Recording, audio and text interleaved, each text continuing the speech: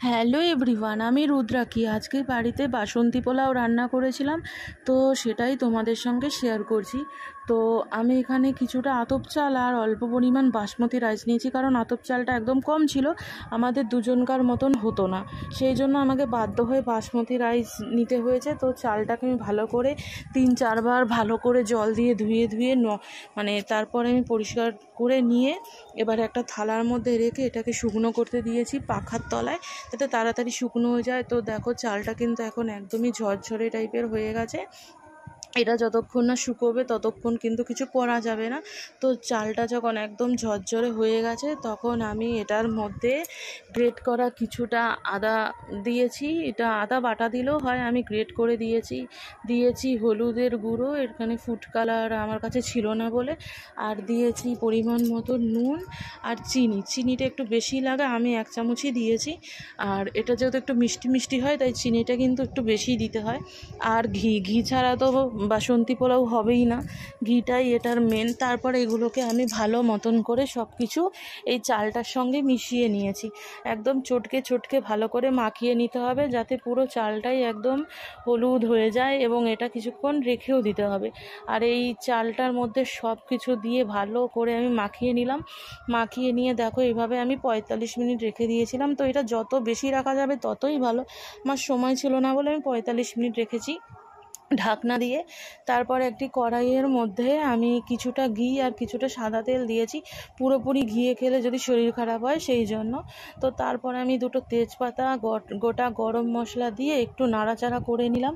তারপর এটার মধ্যে আমি কিছুটা ড্রাই ফ্রুট দিয়েছি, কিশমিশ আর কাজু, বাদামও দেওয়া যায়, আমি দিইনি। কিশমিশ আর কাজুটা দিয়ে এবার একটু ভালো মতন করে নাড়াচাড়া করে নিচ্ছি।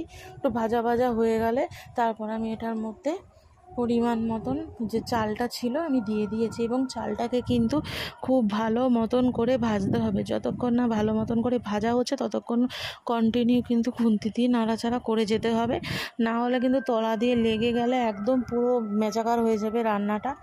তো কিছুক্ষণ ধরে আমি ভালো মতন করে ভেজে নিয়েছি চালটা, আর খুব সুন্দর একটা গন্ধও বেরিয়েছে চালটা ভাজার পর। তারপরে আমি এটাতে যেহেতু 2 কাপ চাল নিয়েছিলাম, সেই জন্য আমি এখানে 4 কাপ, ওই কাপ মেপেই 4 কাপ জল দিয়েছি, কারণ এখানে যতটা চাল নেওয়া হয় তার দ্বিগুণ জল দিতে হয়, না হলে কি চাল হয়তো মানে পোলাওটা গলে যাবে, আর না হলে শক্ত থাকবে, একদম পারফেক্ট হবে না। তো তারপরে আমি মিডিয়াম আছে অনেকক্ষণ ধরে ফুটিয়েছি, তারপরে জলটা অনেকটা কমে গেছে বলে আমি আবার একটু নাড়িয়ে দিয়েছি এসে, না হলে তলা দিয়ে লেগে যাবে সেই জন্য। তো অনেকক্ষণ ধরে নাড়াচাড়া করার পর দেখো আমার কিন্তু জলটা পুরো টেনে গেছে, আর এখন এরকম লাগছে, কিন্তু এটা পুরো শুকনো, একদম খটখটে, যখন ঠান্ডা হয়ে যাবে একদম পুরো শুকনো আর ঝরঝরে হয়ে যাবে, আর খেতে দারুণ হবে। তো এটা আমার হয়ে গেছে।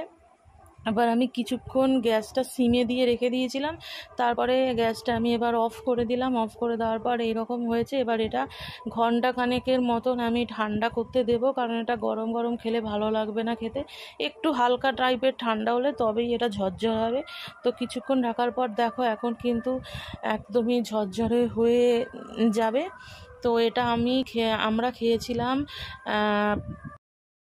কাশ্মীরি আলুর দম দিয়ে। তো একদম ঝরঝরে হয়ে গেছে। তোমরাও এভাবে বাড়িতে করতে পারো, আর ভালো লাগলে শেয়ার করে দিও। ধন্যবাদ।